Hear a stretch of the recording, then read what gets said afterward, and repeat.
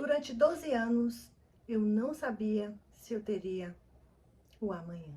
Eu vivi 12 anos sem a minha função renal. 12 anos que eu dependi de uma máquina para viver. Eu me chamo Daiane e essa é a história de como eu sobrevivi por 12 anos esperando um milagre.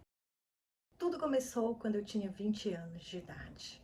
Eu estava recém-casada, praticamente de lua de mel, 9 meses apenas de casada, quando o meu corpo começaram a dar sinais de que algo estava errado comigo. No entanto, eu ignorei todos os sintomas porque não eram frequentes.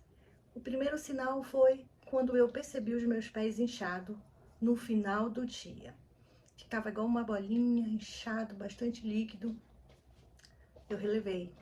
Deve ser o dia a dia, a correria, não deve ser nada demais. Dias depois eu percebi que a minha urina estava com espuma. Parecia que tinha sabão na espuma, no xixi. Eu mostrei para o meu marido e tudo nos levava a crer que não era nada demais. Eu fazia uso de anticoncepcional e possivelmente poderia que fosse. Mas tudo viraria de cabeça para baixo meses depois. Até que eu me mudei de cidade. Eu fui para uma outra cidade quando sintomas piores começaram. Eu comecei a vomitar. Tudo que eu comia eu vomitava. Nada ficava no meu estômago. E era um enjoo tremendo. E daqui a pouco mãos começaram a inchar, olhos começaram a inchar, tudo, gente, começou a ficar estranho. E foi quando meu marido falou assim: filha, por que você não vai ver se você não tá grávida? Bem que poderia ter sido, né? Mas eu fui ao médico, ao especialista, falei do que eu estava sentindo e ele pode que seja os sintomas do anticoncepcional, você é nova. Eu ouvi muito essa palavra, você é nova, você é jovem, mais pra frente vocês vão entender. E fiz o teste para saber se eu estava grávida. Infelizmente, não estava, tinha algo a mais acontecendo no meu corpo. E foi quando eu viajei. Eu fui para a capital, eu morava no interior e eu e meu marido entramos em concordância de que eu deveria ir procurar ajuda médica, porque os sintomas, gente, estava piorando cada dia mais. Tudo muito tenso, daqui a pouco eu já estava com falta de ar, dormia sentada em alguns momentos, de tanto canseira. Era um cansaço, um pigarro na garganta, ali já era o início. Muita fraqueza, cansaço, indisposição, todos os sinais que levariam ao que aconteceu mais pra frente. Bem, eu viajei para esta cidade, para a capital, e comecei a fazer vários exames, alguns médicos no qual eu chegava, eu falava todos os sintomas, e eu posso até estar errada, equivocada no que eu vou falar, mas eu sentia uma falta de interesse tão grande em alguns médicos no qual eu passei, e eles falavam: você é muito jovem para estar com esses sintomas, possivelmente seja apenas os medicamentos que você faz para prevenir, para prevenção, os anticoncepcionais, né? Tudo bem, nenhum exame muito relevante, nem exame de urina eu fiz, exame de sangue eu fiz, nada foi me pedido. Posso estar errada. Nesse momento ali eu percebia que eles não pediam exames, não tinham interesse em descobrir, certo? Porém, teve um dia que a minha cunhada chega e eu falo pra ela assim: olha, eu tô com muito cansaço, eu não tô conseguindo mais respirar direito, eu não sei o que vai ser de mim, será que você poderia me levar ao médico na emergência? E ela: claro, Dai, vamos, bora lá. E foi quando tudo viraria de cabeça para baixo. Eu receberia a notícia mais triste da minha vida, eu acredito, até os meus 20 anos de idade. Foi com certeza a notícia mais triste que eu ouviria de um médico. Chegamos no hospital, eu já fui logo atendida rapidamente, porque eu estava com muita falta de ar. O médico perguntou o que eu estava sentindo e naquele instante ele deduziu que poderia ser a minha função renal, sem eu ter feito os exames. Eu sou muito grata por este médico, porque se eu tivesse ido embora dali naquele dia, possivelmente no outro dia eu teria tido um mal súbito, vocês vão entender.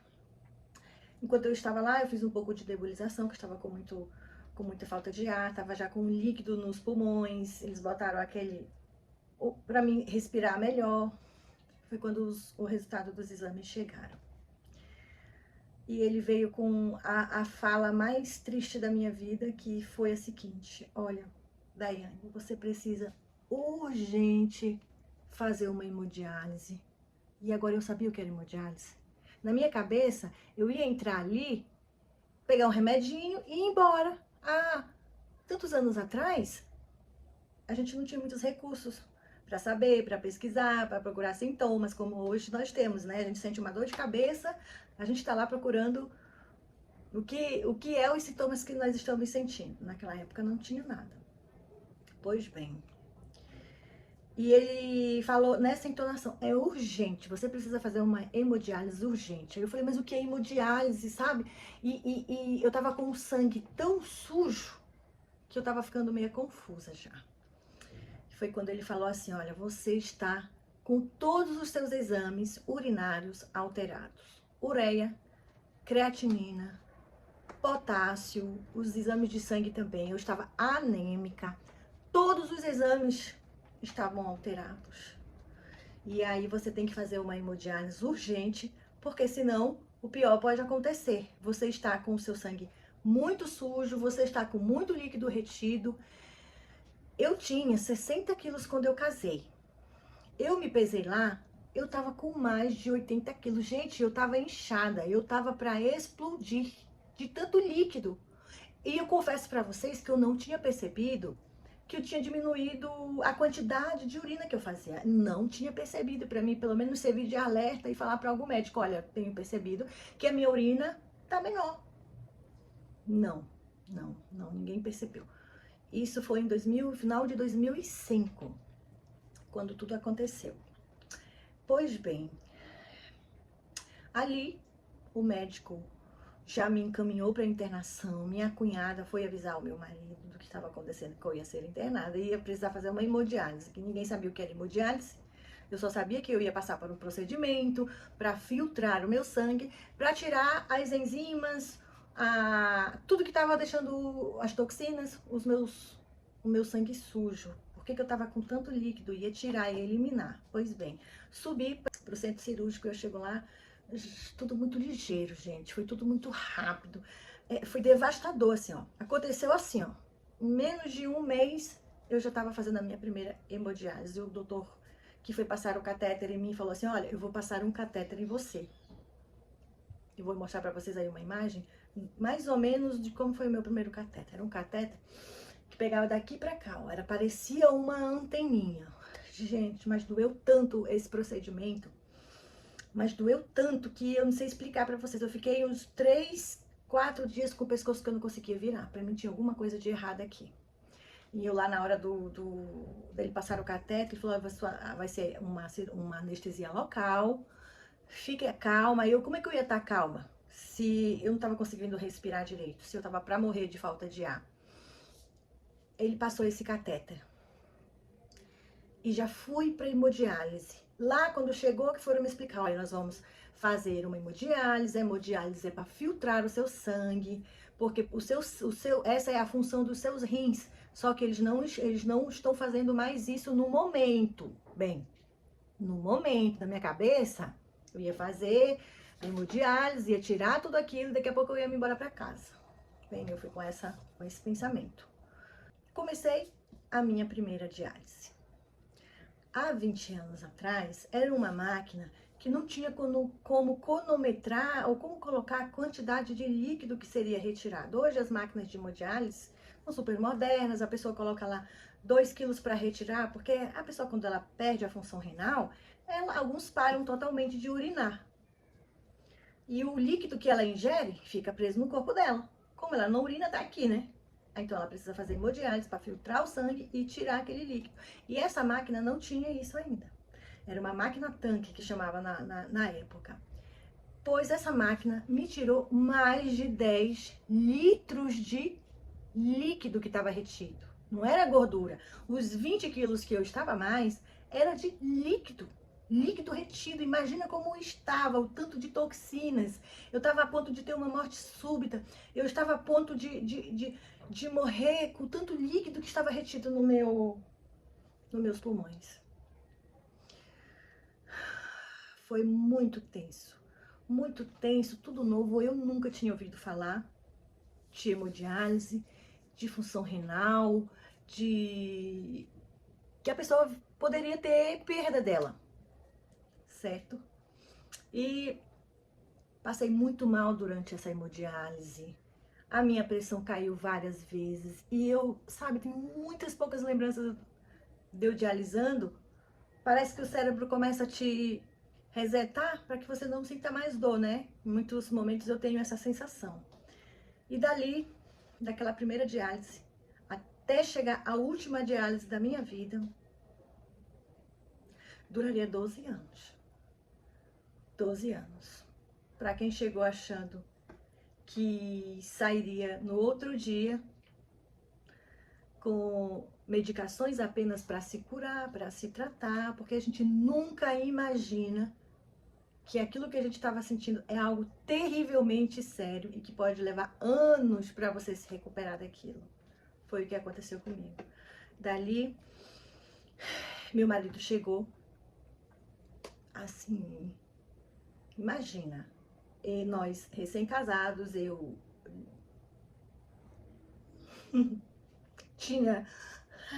estava na flor da idade, linda, e o meu marido chega e me vê naquela situação, inchada, porque eu ainda estava com muito líquido retido, eram mais de 20, com um catéter, aqui o pescoço roxo, dura. Eu tive que mostrar que ia dar tudo certo, que ia ficar tudo bem. No dia seguinte, iria acontecer uma situação que me forjaria. Ali eu seria forjada a ser uma outra Daiane. No outro dia, eu fui para minha segunda sessão de hemodiálise. O meu marido saiu, eu ia para a UTI dialisar, o meu marido saiu, foi buscar minha mãe, que tinha acabado de chegar. Minha mãe morava em outra cidade. Fiz as minhas 4 horas de hemodiálise. Quando eu venho descendo na cadeira de rodas com o enfermeiro, eu vejo minha mãe e o meu marido chegando. E quanto mais eles se aproximavam, mais eu ia perdendo os meus sentidos. A hemodiálise foi tão severa naquele dia, porque você imagina, você é sugado. A hemodiálise, ele tira os seus líquidos, ele filtra o seu sangue, tira o potássio, a creatinina, reajusta tudo. Mas também leva tudo de bom. As suas vitaminas, os sais, tudo que você tem vai junto, não tem uma seleção. E quanto mais eles se aproximavam, mais eu ia desfalecendo. A minha pressão começou a cair.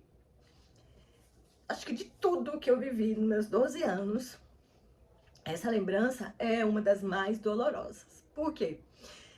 Eles vinham andando e eu ia desfalecendo. Eu desmaiei.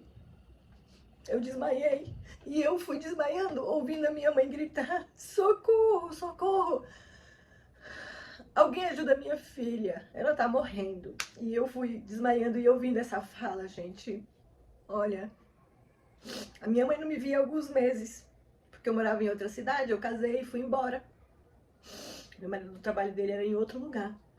Ela não me via há meses, nem por telefone, que na época não tinha videoconferência, as tecnologias de hoje. E ela me ver naquela situação, desmaiada ou morrendo, vai saber o que passou na cabeça dela nesse dia, não é verdade? Quando eu desperto e eu vejo a minha mãe lá e o meu marido, eu pegava tanto na mão da minha mãe.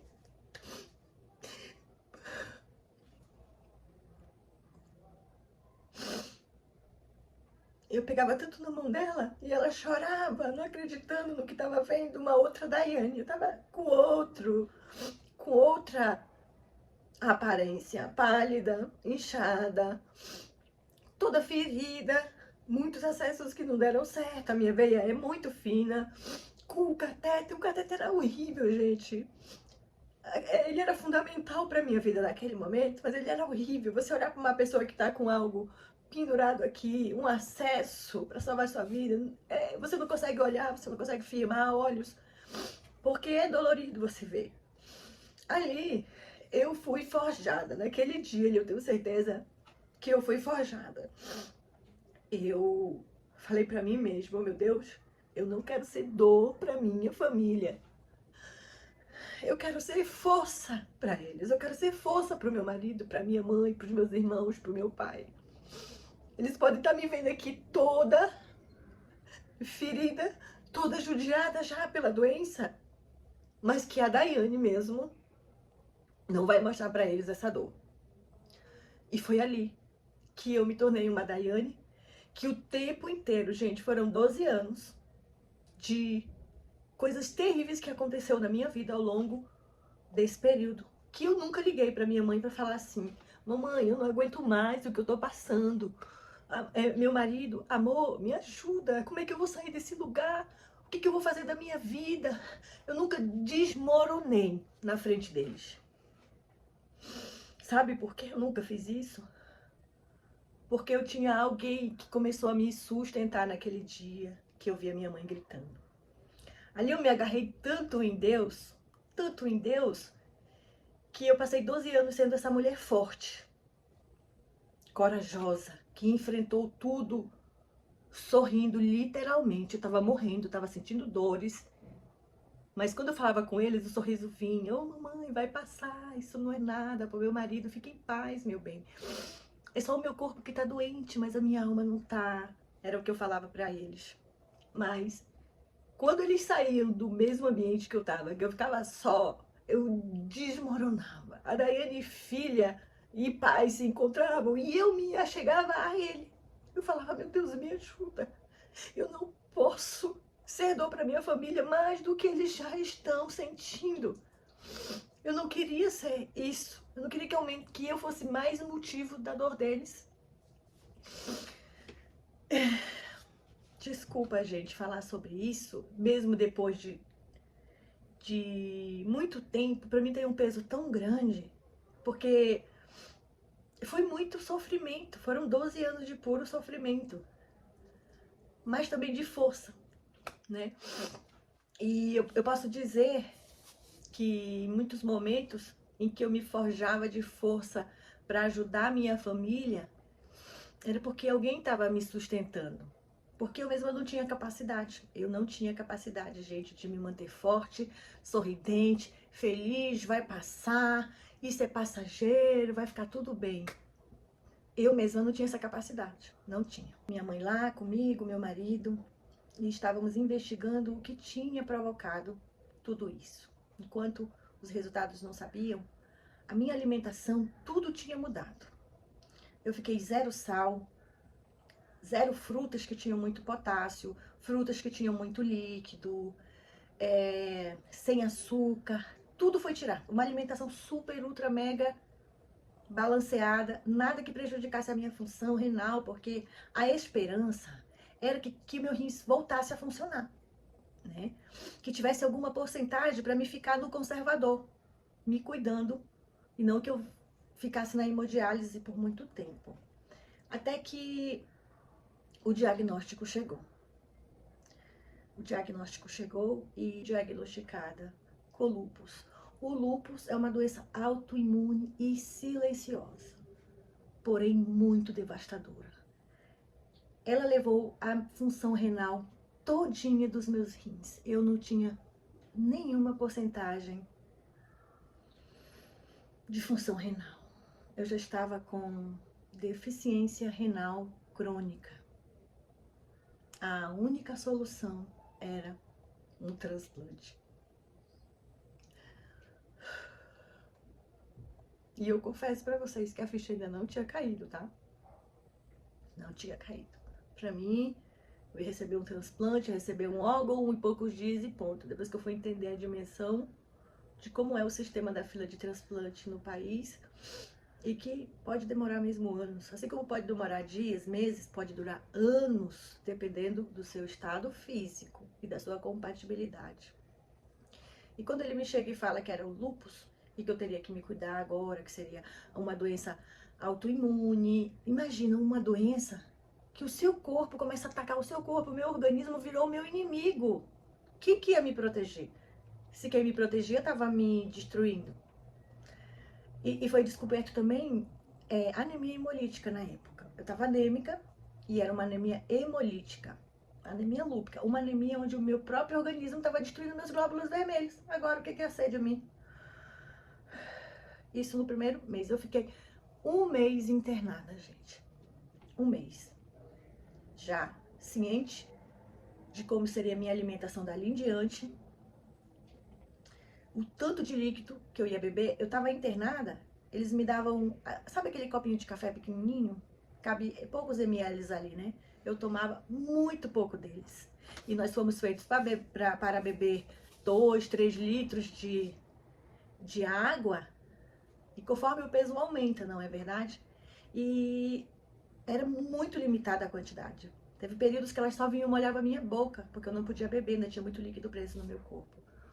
E ali ainda dialisando. Eu fiz várias diálises consecutivas até chegar ao meu peso, né? E que para minha surpresa, eu tava com 40 quilos. Eu perdi 20 quilos meu mesmo, né? De massa corporal. Se eu tinha seio, eu perdi. Se eu tinha bumbum, eu perdi. Se eu era corada, eu não era mais. Meu cabelo começou a cair assim, devastadoramente. Foi terrível, foi assustador. Uma moça de 20 anos, cheia de vida, cheia de história pela vida. E eu era super ativa. Daiane faz isso, estou aqui. Daiane faz aquilo, estou aqui, eis-me aqui o tempo inteiro. Eu era essa Daiane. E dali em diante começaria. Agora eu não posso, infelizmente eu não posso. Agora eu estou me tratando, tenho isso. Nossa, foi terrível para mim. E ver o meu marido naquela situação foi pior ainda. Eu vou compartilhar mais com vocês sobre isso. Bem, eu fiquei um mês internada. Eu saí na véspera de Natal, dia 24 de novembro daquele ano. Tive alta, voltamos para casa com 1000 orientações. 1000 não pode, isso não pode, aquilo outro. Agora você vai ter que dialisar 3 vezes por semana, 4 horas, com o catéter. Não tinha posto fístula ainda. E fomos para casa. Na minha segunda noite que nós estávamos dormindo, tava tanto calor naquele dia, tanto calor, que eu, meu marido e minha mãe fomos todos dormir na sala. Tinha a varanda e tava ventando bastante e fomos. É outra lembrança impactante que eu tenho.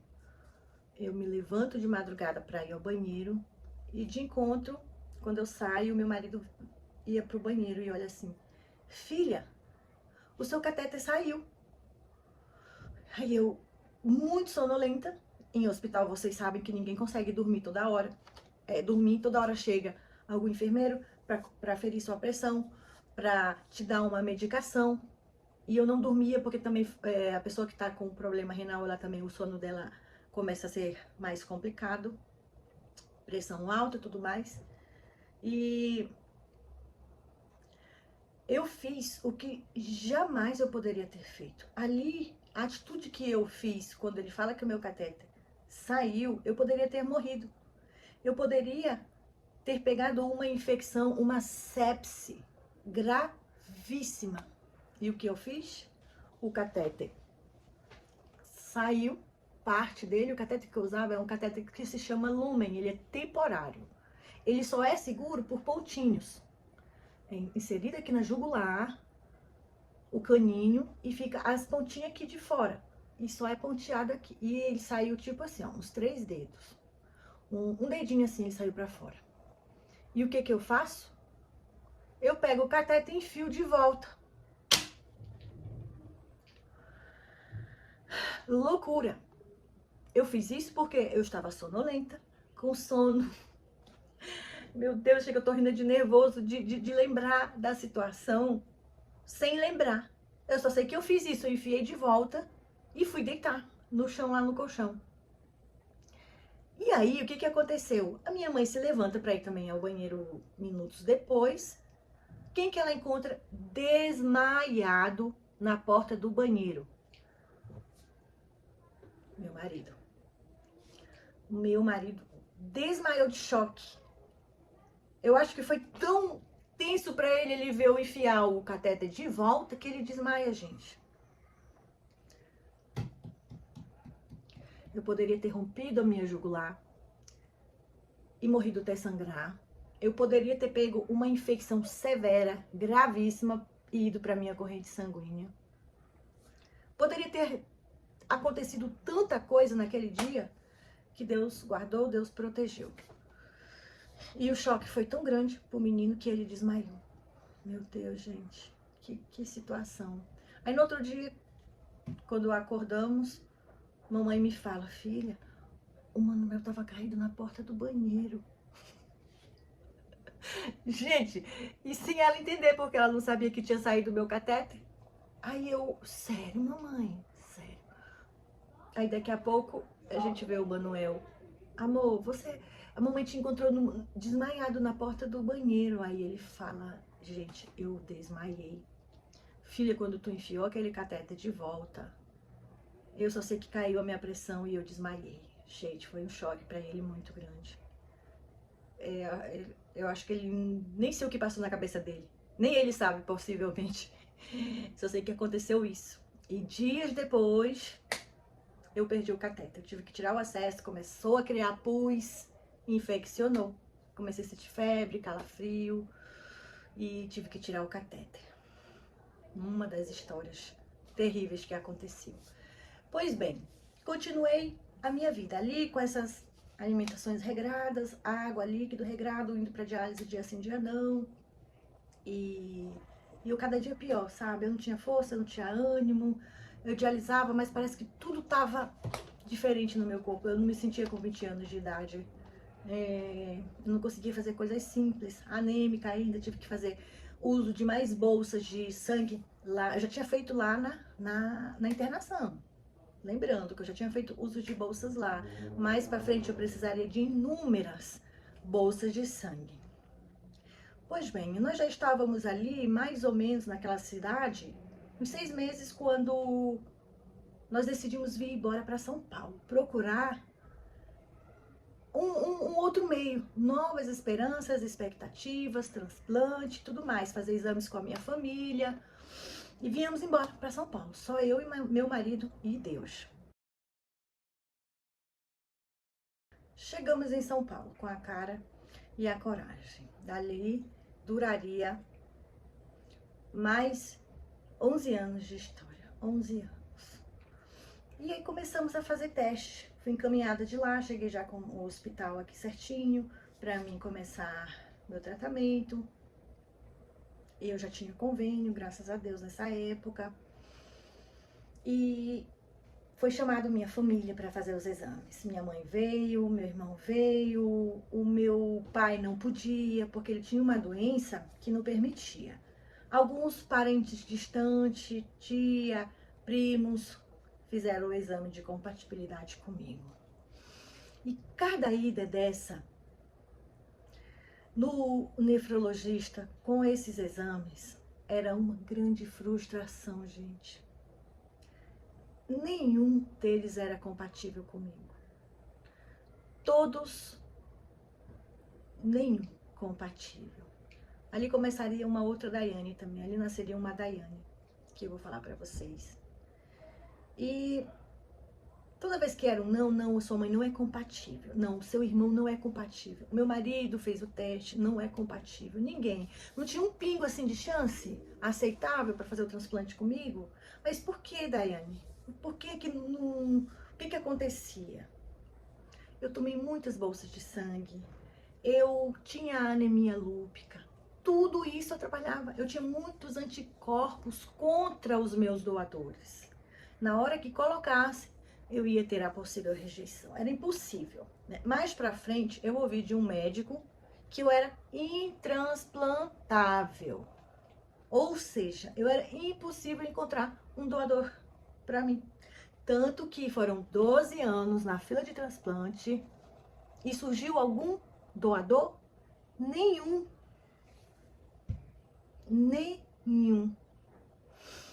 E agora eu vou contar para vocês o que nesses 12 anos, os problemas que surgiram nessa jornada. Primeiro eu comecei a ter muita diarreia. Diarreia, vômito. E eu perdendo peso. Sempre internada. E o resultado, o diagnóstico era alguma infecção gastrointestinal. Eu tinha me alimentado, comido alguma coisa que não tinha me feito bem, e por isso que eu estava tendo muito vômito e diarreia. Cada internação era 5 quilos a menos, 10 quilos a menos, que diarreia intensa e vômito intenso, você perde tudo, né? Tudo vai embora.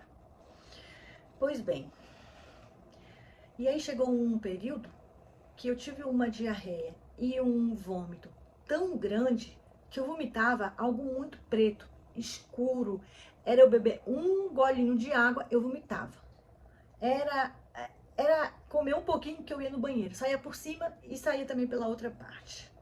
Ali eu perdi todo o peso que eu já tinha construído naquela época. Se eu tava com 60, eu tinha caído para 40 de novo. Foi uma das piores internações que eu tive.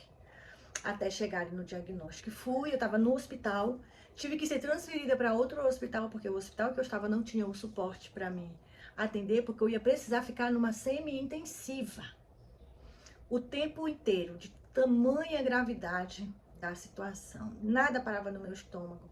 E aí foi quando começaram a... E lembrando, tudo isso eu estava fazendo hemodiálise, tá, gente? Eu estava morrendo, vomitando, mas tinha que estar na diálise. Era uma coisa infalível.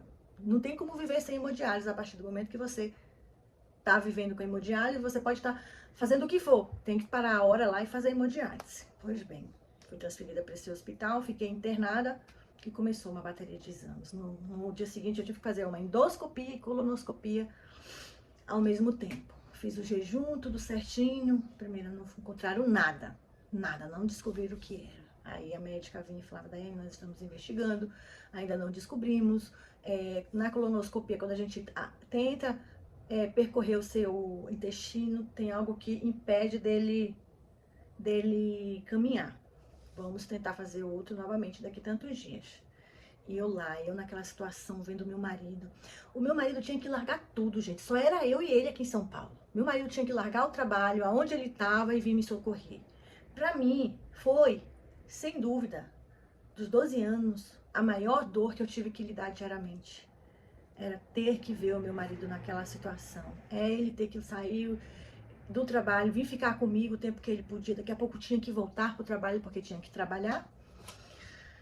Foi tenso, foi muito tenso essa minha internação. Ele não podia ficar comigo no quarto porque era uma semi-intensiva, eu estava o tempo inteiro ligadas. E eu comecei a fazer a alimentação parenteral. É aquela que você para de digerir pela boca, parenteral é por aqui, desculpa. Aqui foi o catéter PICC que foi colocado, um acesso PICC, porque eu não tinha mais veia. Ou botava o PICC, porque é feito um procedimento e você fica recebendo as medicações por ali. Já tinha um catéter aqui. E agora tinham colocado outro acesso aqui e eu tava me alimentando diretamente pelo estômago. E porque tinha que ser uma dieta que não me provocasse mais vômito, né? E foi o que aconteceu. Eu comecei a fazer alimentação parenteral e fiz novamente outra colonoscopia, outra endoscopia, foi que chegaram ao diagnóstico. Nesse momento foi descoberto que eu tinha uma doença chamada linfangiectasia. Já ouviram falar dessa doença? É uma doença rara. Eu vou tentar explicar para vocês o que é a linfangiectasia, essa doença rara. É uma condição onde os vasos que transportam a gordura e as células de defesa no intestino ficam dilatados. Em vez desses nutrientes irem para o sangue, eles vazam para o intestino e são eliminados. Isso faz com que a pessoa perca proteínas e gorduras importantes. Ou seja, estava tudo bagunçado. E quem foi que provocou isso? Me digam. mais uma vez, o lúpus dando o seu ar da graça, infelizmente. Eu fiquei um mês internada novamente, saí com 40 quilos, magra, magra, magra, magra. E quando eu tive alta, graças a Deus a minha mãe veio para ficar comigo. Eu só poderia me alimentar com clara de ovos cozida, óleo de coco, leites vegetais, torrada integral e geleia de goiabada. E era isso a minha alimentação por quase um mês e eu não ganhava 1 grama. Foi um tratamento, foi uma dieta severa. E lembre-se, eu estava na hemodiálise, tá? Isso aí era só um nada no meio de tudo. Ainda estava na hemodiálise. Mesmo lá na UTI, na semi-intensiva, dia sim, dia não, estava lá eu dialisando. Quando tive alta, prossegui na hemodiálise. E nessa alimentação severa, eu já não aguentava e até hoje não suporto o óleo de coco. Porque minha mãe cozinhava o arroz com aquele óleo de coco. Meu Deus do céu, gente, eu não suportava. E clara de ovos, então, não quero nem ver na minha frente. Só sei que demorou um mês eu me alimentando dessa maneira. Foi quando a doutora começou a me dar outros alimentos, peixe sem gordura, filé de frango. E foi quando a vida foi voltando ao normal, aparentemente, né? Porque tinha lá a dieta que eu não podia fazer uso de alguns alimentos por conta da minha função renal. Bem, aí foram passando-se os anos, as pessoas vinham conversar comigo sobre o meu transplante. E aí, mana, meus irmãos, eu tinha uma irmã também que ela era criança. Meu marido vinha falar comigo pra gente fazer novos testes. Eu falei, mas vamos fazer teste com quem? Não tem mais ninguém da minha família para fazer teste. Eu criei tanto desgosto de falar sobre isso, gente, porque eu tinha tanta esperança. Cada parente que ia comigo lá no hospital fazer o teste, nós ficávamos tão felizes, vai aparecer um doador, vai dar tudo certo. E na hora vinha um balde de água gelada, assim, com muito gelo. E sufocava a minha alegria, a minha esperança. Eu chorava muito, sabe? Porque eu criava essa esperança muito grande, mas muito grande mesmo, muito mesmo. E muitas infecções urinárias, eu não urinava, nem uma gota. Só que a bexiga estava ali e ela continuava produzindo muco. E ali, aquele pouco de muco que ficava parado na bexiga, provocava infecções urinárias. Em algumas eu tive quase sepse. Teve uma vez que eu fui internada com a minha pressão no chão, que já tive que entrar com...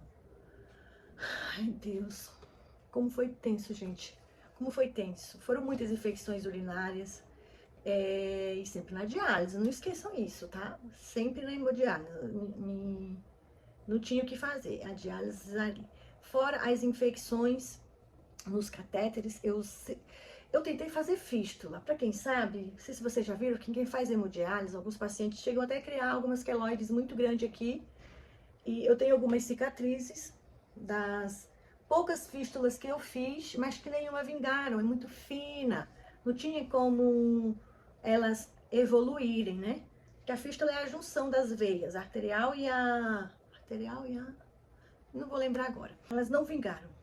E aí, o que eu fui fazer? Fui procurar a diálise peritoneal. É uma diálise que é feita pelo peritônio, é feita uma ligação aqui, e você conseguiria dialisar em casa, toda noite, quando estivesse dormindo.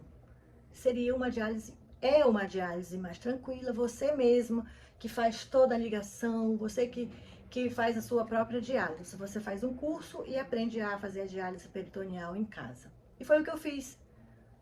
Não tinha acesso, os catéteres estavam dando muitas infecções. Isso eu estava, acho que no terceiro ano terceiro ano já de hemodiálise. Fiz essa diálise peritoneal. Duraram meses. Eu não me dei bem com ela também. Não foi uma diálise que me fez muito bem. Eu criei muito líquido no meu rosto, na minha face, por conta da glicose que tem no líquido que a gente prepara, que ele entrava no corpo e saía junto com o líquido que estava retido no meu corpo. Tive uma infecção no peritônio, tive que tirar, e voltei novamente para o bendito catéter. Eu digo bendito porque esse foi o meu último catéter que eu botei e que duraria 9 anos. Eu usei um catéter que se chama Permicate, que ele durou, com a graça de Deus, 9 anos. Tive várias infecções com ele? Tive, mas todas foram tratáveis. Eu não precisei tirar e colocar outro. Era um catéter, vou mostrar para vocês aqui agora, uma imagem de como era esse catéter. Esse catéter aí que vocês estão vendo, eu usei ele por 9 anos e foi o acesso que Deus permitiu, porque eu não tinha mais. Só ia faltar um lugar para me fazer diálise, que é aqui na virilha. Quando acabou todos os acessos, esse aqui, pela virilha, seria o meu último acesso. Se tivesse acabado esse acesso aí, que ia ser de mim? Pois bem, passaram os anos, eu continuava com idas e vindas ao hospital, ora com infecção, ora com uma coisa ou outra. Foi quando eu já tinha 10 anos fazendo hemodiálise. Eu comecei a sentir uma dor na minha perna direita. Uma dor cansada que incomodava, mas que não me fazia mancar. Daqui a pouco eu não podia mais andar muito, que eu não conseguia mais andar normal. Estranho, eu ficava na minha cabeça essa dor. Falei pro meu marido, falei pro meu médico lá da hemodiálise, que eu estava sentindo essa dor com frequência, e foi quando ele me encaminhou para um ortopedista. Daiane, procura um ortopedista que você está sentindo e explica direitinho o que é. E fui pro ortopedista.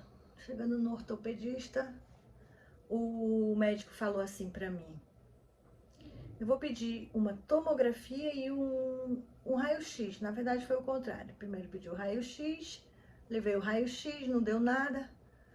Ele falou: foi uma fratura muito mínima, vamos pedir uma tomografia. Pois bem, fiz a tomografia e o resultado, que eu jamais imaginei receber também. Eu nem sabia que existia, provavelmente você também não. Uma doença, um problema que foi gerado por quem? Pelo uso prolongado de corticoide que eu usava para o lúpus, que se chamava necrose na cabeça do fêmur. O médico, quando me deu o resultado, ele falou assim: olha, a cabeça do seu fêmur tá morrendo. Gente, já não bastava eu estar na hemodiálise, já não bastava eu ter vivido já o que eu já tinha vivido, e agora me aparecia um negócio desse, que eu não tinha dimensão do que se faria, de como se trataria. Eu sempre passando mal nas diálises. Quantas vezes eu passei mal na diálise e tinha que me pendurar pelos pés, porque minha pressão caía, ia no chão, eu desmaiava. Quando eu me recobrava assim, as pessoas segurando meus pés para cima, porque o sangue tinha que descer novamente, né, para a cabeça. Já não bastava tudo que eu estava vivendo, já não bastava eu ver o meu marido naquela situação, já não bastava ver minha mãe sofrendo longe, meus irmãos, todo mundo sofrendo. Me surge isso, certo? E o doutor falou assim: olha, você vai ter que operar, você vai ter que colocar uma haste no seu fêmur e alguns parafusos para tirar a força dele. Ele não tem como trocar, gente. Vai tirar minha cabeça do fêmur? Não tinha como tirar, não tinha como restaurar aquilo, a não ser fazer dessa faixa, dessa forma.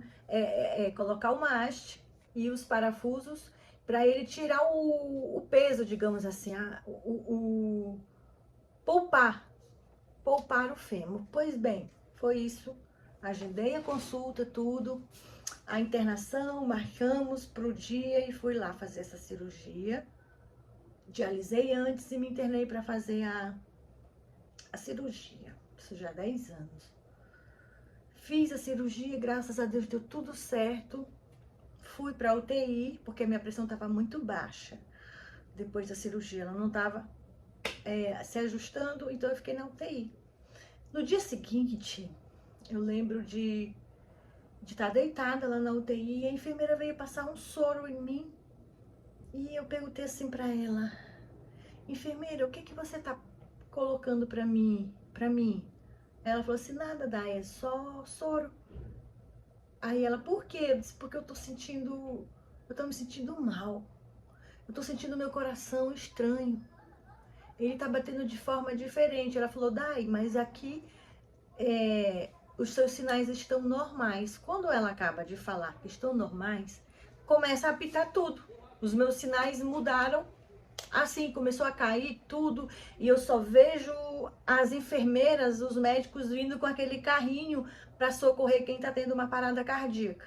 Carrinho azul. Foi tão ligeiro o atendimento delas, graças a Deus eu tava na UTI, que eu não tive um infarto, eu não tive uma parada cardíaca. Ali era um sinal de que alguma coisa estava errado, né? E felizmente eu não tive a parada cardíaca, elas conseguiram me socorrer, e eu fiquei usando a noradrenalina. Dali eu fiz uso da noradrenalina, porque a minha pressão não estava segurando, ela estava caindo o tempo inteiro, e a noradrenalina é para manter, né? Para te ajustar ali. E para me ser desmamada daquilo, para tirar aquilo, eles iam diminuindo quase todo dia um pouquinho dela, mas nada de se segurar. Fiquei mais um mês internada, gente. Aí veio o cardiologista, o médico cardiologista, e pediu um cateterismo. Já fomos direto para o cateterismo, nem fiz outro exame. Vamos para o cateterismo. Fiz o cateterismo e aí fui receber os resultados. O cardiologista veio até mim lá na UTI. Olha, Daiane, o seu coração tem algumas veias entupidas. Porém, ele conseguiu criar novas ramificações para o seu coração continuar batendo normalmente. Foi um alívio ter essa notícia, né? Porque imagina ter que fazer uma cirurgia cardíaca para colocar qualquer coisa aqui dentro. Já não bastava o rim, já não bastava os inúmeros problemas que eu já estava enfrentando, né? Nesse período que eu fiz hemodiálise, eu sempre tentei levar a minha vida normal. E aproveitando, o que eu tô gravando aqui pra vocês, falando, muita gente não sabe, muita gente do meu convívio não sabia do que eu tava vivendo. Eu nunca fui essa pessoa de falar o que eu tô sentindo, de chegar e falar, olha, eu tô enfrentando isso aqui, eu tô passando por isso daqui, por isso que eu falei pra vocês. A Daiane foi forjada e ali poucos saberiam do que eu tava vivendo, né? Poucos saberiam do que eu estava vivendo. Por quê? Porque se você for parar para pensar, uma pessoa está doente. Se você encontra ela, você vai tentar poupá-la. Você vai... a gente permite que o diagnóstico da pessoa chegue antes da condição dela. Ah, não deixa ela fazer isso aqui. A bichinha tá doente, ela tá dodói, ela não pode fazer isso agora. Não é verdade? Não é assim que a gente trata as pessoas? Os médicos começaram a ajustar a minha medicação, a noradrenalina, e foi quando meus batimentos começaram a bater normal. Só que isso era um sinal. O coração da gente foi feito para bombear o tanto de líquido, de sangue que nós temos no nosso corpo. Não é? 5 litros? Me perdoe se eu estiver passando essa informação errada. Mas para quem não urina, para quem faz hemodiálise, de um dia para o outro você ganha 2 quilos, 2 litros de líquido que está ali preso na sua corrente sanguínea, porque você não urina e o seu coração começa a bombear aquele líquido todo e começa a crescer. O coração é o músculo, então quanto mais ele bombeia, os líquidos, a maior quantidade de líquidos que ele foi feito para bombear, ele vai inchando, ele vai crescendo. E era isso que estava acontecendo comigo. Bem, voltei para minha clínica de hemodiálise, tive a alta de lá, voltei a andar normalmente, a cirurgia foi um sucesso, graças a Deus. Voltei para minha clínica de hemodiálise. E eu não via uma doutora-chefe, a doutora-chefe já há muito tempo. E quando ela entra na sala e me vê, ela fala assim, Daiane, você ainda tá aqui. E eu tô, doutora, tô aqui sim ainda. Quantos anos? Aí eu falei, doutora, quase 10 anos já de hemodiálise no total. Aí conversamos, né, falei do que eu tinha vivido e ela, nossa, você precisa ser priorizada na fila. Nem priorizada na fila eu era ainda, tá? Fui ser priorizada nesse dia. Ou melhor, dias depois, vou chegar nessa parte. E ela falou assim, Dai, eu vou te encaminhar para um médico excelente. Aí eu, doutora, eu vou aceitar pelo meu marido. Ela riu. Porque, gente, eu mesma não queria mais tentar. Eu não tinha mais ninguém para fazer exame. O que esse médico ia fazer? Não é verdade? Pois bem, Agendei, peguei o encaminhamento, agendei lá a consulta com o doutor e fomos. A primeira consulta, queria saber como eu tava, tudo mais, expliquei, fiz, ele pediu os meus exames para ver como é que eu tava, como era que tava o meu painel. E foi esse médico que falou para mim que eu era intransplantável, que era impossível achar um rim na fila de transplante daqui de São Paulo. Foi bem essa fala. Aí o que eu ia querer? O que eu ia pensar, gente? Que não tinha jeito. Como é que eu ia ter esperança? Como é que eu ia ter fé? Eu não tinha. E eu era tão sincera para com Deus. Eu falava nas minhas orações, meu Deus, eu não tenho fé para transplantar. Meu Deus, me ajuda, me dá força. Porque eu mesma não tenho fé. A minha esperança tinha ido embora totalmente. Mas eu era muito sincera para Deus. Para com Deus, eu não queria me manter ali a fortuna. E eu também nem me esforçava para ser forte para minha família. Eu era forte ali de uma natureza genuína mesmo, que vinha da parte de Deus. Mas para com Deus, eu não tinha como eu me manter, tá tudo bem, não tava. Para com Deus, eu falava, meu Deus, eu não creio mais em transplante. Eu não tenho fé para isso. Eu era muito, mas assim, muito sincera com Deus.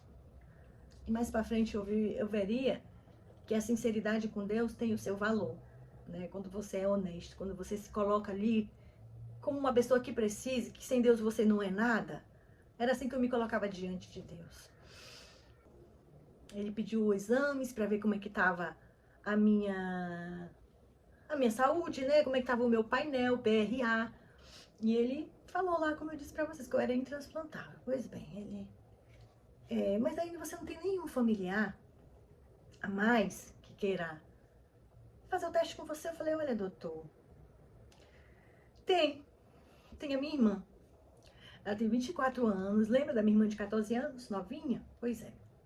A minha irmã, quando ela tinha seus 16, 17 anos, ela queria muito fazer o teste comigo, só que não podia, ela era jovenzinha, ela não tinha filho, ela não era casada, ela não tinha nem idade, tem que ter idade para você ser um possível doador. E ela estava com 24 anos e eu falei assim, doutor, pede o exame para ela, porque ela tem tanta vontade de fazer o teste comigo, então, por favor, e eu fiz cara para ele assim, por favor, pede para ela o exame, para ela parar de me encher, porque ela me enchia muito, gente, para fazer o teste comigo. E o mais curioso, sabe o que é? É que essa menina, ela tinha tanta fé que me daria o rim dela, que ela falava para todo mundo. Ela falou pro meu Manuel uma vez, pro meu marido, olha, eu vou dar o rim pra Tayane, eu vou dar o rim pra minha irmã. E quando ela conheceu o marido dela, ela falou assim, você quer casar comigo mesmo? Porque eu vou dar o rim pra minha irmã. É isso que você quer? E o marido dela apoiou, não, eu vou te apoiar no que você for fazer. Ele amava ela, né? E eu pedi esse teste pra tirar. E eu juro pra vocês que eu não criei nenhuma expectativa, zero, zero, zero. Eu poderia ter fé em Deus pra muita coisa, gente. Mas pra isso, eu não tinha mais, eu não criei esperança, porque eu não queria sofrer mais. Eu me blindei, na verdade. Eu me blindei. Pois tá, avisei ela morava em outro estado e veio aqui para São Paulo junto com o marido para fazer esse teste comigo. Chegou no dia, fizemos esse exame, voltamos ao médico e ele chega pra gente e pergunta, olha, eu tenho uma notícia boa e uma notícia ruim. E eu falei assim, doutor, a ruim, né? Pelo menos a boa vai distanciar a ruim. E, pois bem, ele falou assim, olha, o seu marido, infelizmente, ele não é compatível com você. Mas a sua irmã, ela é idêntica a você. Idêntica, gente. A minha irmã era idêntica a mim. Idêntica. Ele falou a seguinte frase logo após, a sua irmã é o seu anjo. De fato, gente, se não fosse o rim da minha irmã, se não fosse aquele resultado de exame, eu não teria vivido muitos anos mais na hemodiálise. Era problema atrás de problema. E foi o que o médico falou, nossa, Daiane, quantas coisas que você já viveu. E ela chegou e deu tudo certo. Ela era 99,9%, ela não era 50%, gente. Porque tem que ter o nível que os médicos permitem, aceitável para fazer transplante, porque ninguém vai tirar um órgão de uma pessoa e colocar no outro para não dar certo. Tem que ter uma quantidade lá, né? Um nível aceitável pela medicina. E com a minha irmã era mais que aceitável, ela era idêntica. Idêntica. O meu rim que eu tenho aqui, que parou, é idêntico ao dela. E foi o que aconteceu. Idêntica. Ela era o meu anjo. Se eu não tinha fé para transplantar, se eu não tinha perdido a esperança, a minha irmã teve por mim o tempo inteiro, desde quando nasceu o desejo dela me doar um rim. Ela fazia os votos dela para que isso tudo viesse a acontecer. Ela tinha muita fé, ela tinha muita crença que iria me dar o rim dela. E foi o que aconteceu. Foi um milagre. Eu juro para vocês. Eu não consigo ver de outra maneira. Eu sou fruto de um milagre. E aí nos abraçamos. Eu, sinceramente, fiquei anestesiada. Eu não sabia se eu acreditava que é o que eu fazia. Eu só sei que eu iria transplantar de uma pessoa bondosa. Porque as pessoas têm medo, gente. Tem medo de doar, de salvar a vida de outras pessoas, porque elas pensam só em si e não estão erradas. Elas não estão erradas em não querer fazer. Mas o amor da minha irmã era tão grande por mim. A minha irmã fala que ela queria ser eu. Quando ela era mais jovem, ela dizia que queria ser eu. Ela tinha um amor tão grande por mim que ela não pensou duas vezes. Eu quero dar o rim para minha irmã. Eu vou salvar ela, né? Esses dias mesmo ela me falou que quando ela me viu a primeira vez pós-diagnóstico, ela não me reconheceu. Ela não me reconheceu, porque eu estava muito magra, cansada, né? Imagina, a própria irmã não me reconhecer. E eu soube esses dias sobre isso. E muitas coisas do que eu falei, eles estão sabendo, ouvindo este vídeo aqui. E eu sei que a minha mãe e meu pai sofreram muito. Meu Deus, era todo mundo sofrendo, gente. Todo mundo sofrendo isso porque eu não contava como eu me sentia para eles, que senão o sofrimento ia ser maior. Eu poupei eles dessa parte totalmente. E aquele dia mudaria tudo. Aquele dia, aquele resultado mudaria a minha vida, do meu marido, que esteve comigo, que corria comigo para todo lado. Ele teve os momentos dele de desespero, teve o momento dele de perder a cabeça, porque quem sem consciência suporta, gente, viver assim, com uma mulher que parecia ser uma bomba, que qualquer hora ia estourar alguma coisa dentro dela. Eu agradeço muito ao marido que eu tenho, que ficou comigo nesses 21 anos e está comigo, e a gente é feliz. Mas não foi uma barra muito fácil, nem um pouco fácil para você viver. Geralmente os homens, eles saem dos seus relacionamentos, abandonam, e geralmente a mulher também pode acontecer. Mas ali mudaria tudo, ali eu traria alegria para minha mãe, alegria para o meu marido, alegria para todos. Eles parariam de ficar preocupados comigo, de não dormir direito pensando em mim.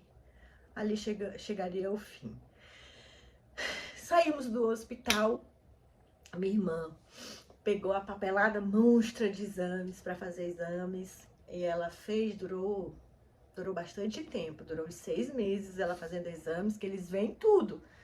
Revira a pessoa de cabeça para baixo, para que faça um transplante seguro que não vá prejudicá-la. E esse, com certeza, era o que eu mais temia. Jamais queria que ela fizesse algo que viesse prejudicá-la. Chegamos no dia do transplante. Tudo certo, eu também fiz todos os meus exames, todo o check-up, tudo que precisava para ser feito. Chegamos na hora, ela estava tão nervosa que o exame de sangue dela, de urina, deu alterado. Ela estava com uma infecção urinária.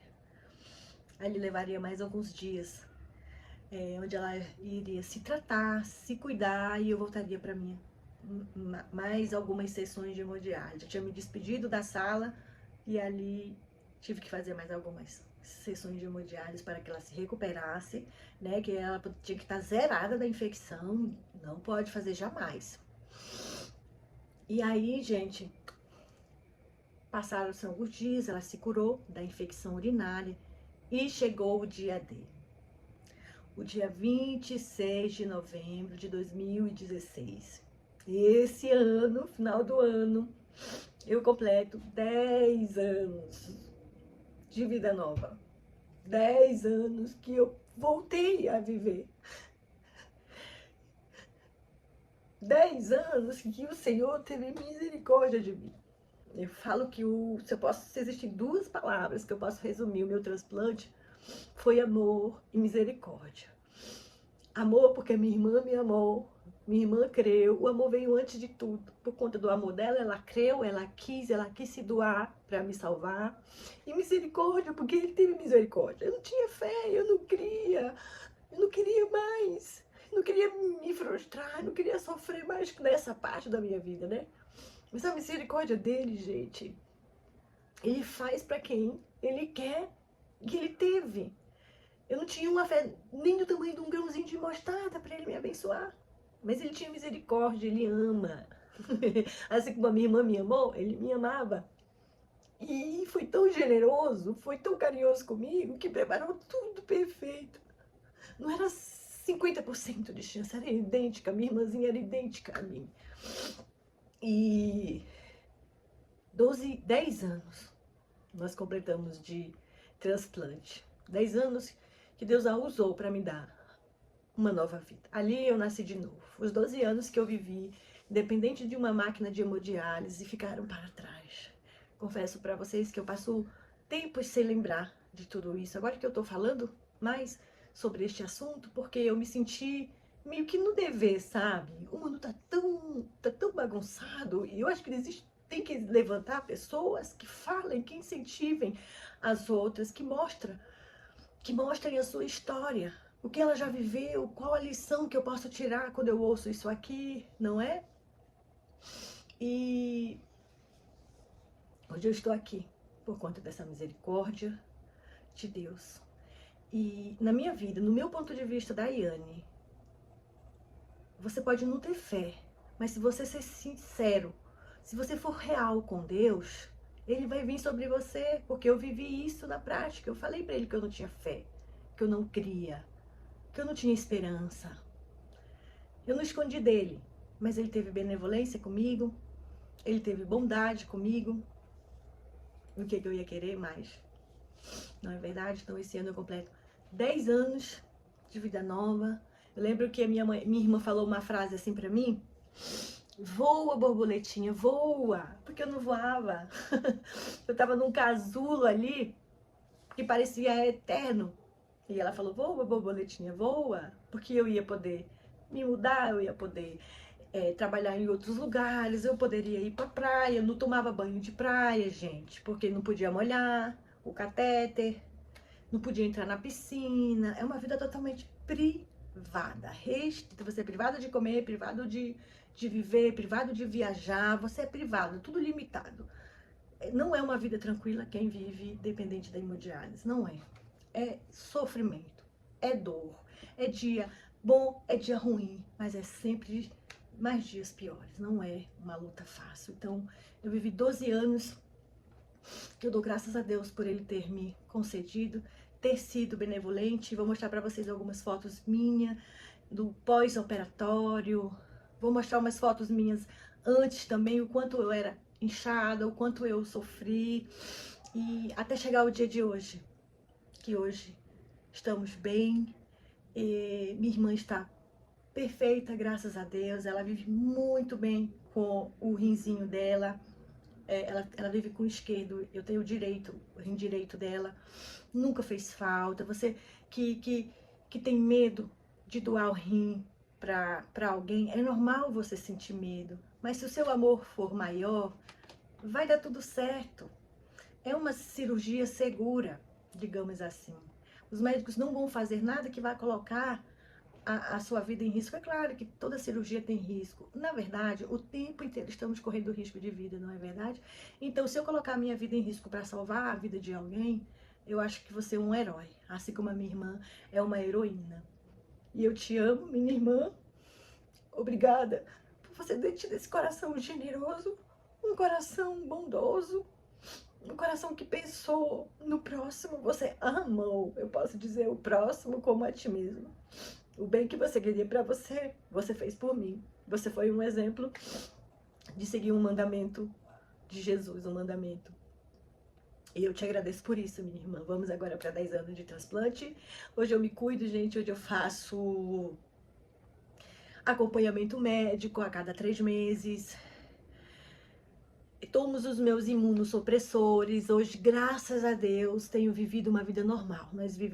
Nós transplantados renais, no meu caso, eu vivo normal. Me alimento normal, evito anti-inflamatórios, que até quem tem um rim bom deveria evitar também, que não é um medicamento recomendado, sobrecarrega muito a função renal. Hoje eu bebo tanto de água que eu quero, me alimento de tudo que eu quero e estou aqui para dizer para você, um conselho que eu posso falar para você é: seja sincero com Deus, que Ele vai vir com você. Se você, assim como eu, não tinha fé, não cria, seja só sincero com Ele. Mostre as suas fraquezas para Ele, se derreta aos pés de Jesus. Fale: meu Deus, eu não tenho fé, eu não creio, eu tenho medo, eu tenho receio, eu tenho dúvida, me ajuda. E Ele vai te ajudar, porque Ele me ajudou. Ele teve misericórdia de mim, Ele teve amor sobretudo. Então esse é o conselho que eu dou para você. Seja real com Deus, seja verdadeiro com Ele, e com certeza Ele vai vir até você. E se você ficou até aqui, o final, acompanhando essa minha jornada, essa minha história de vida, se te ajudou a enfrentar a vida, a ver a vida de uma forma diferente, porque às vezes a pessoa tem tudo funcionando dentro dela, mas ela não é grata, ela não reclama de tudo, ela bota defeito em tudo, mas só quem já viveu sem algo para dar valor. A gente só dá valor quando perde. Então cuide do que você tem, cuide da sua saúde, nos primeiros sintomas, vá ao médico, não fique achando que é algo normal, apareceu algo, alguma coisa precisa ser ajustada, não é verdade? E se esse vídeo te ajudou de alguma forma, compartilhe com alguém, ajude esse canal a crescer, se inscreva e com certeza eu vou continuar voando, que nem a borboletinha que a minha irmã falou para que eu fosse. Voa, borboletinha, voa, tá bom? Até mais, tchau, tchau!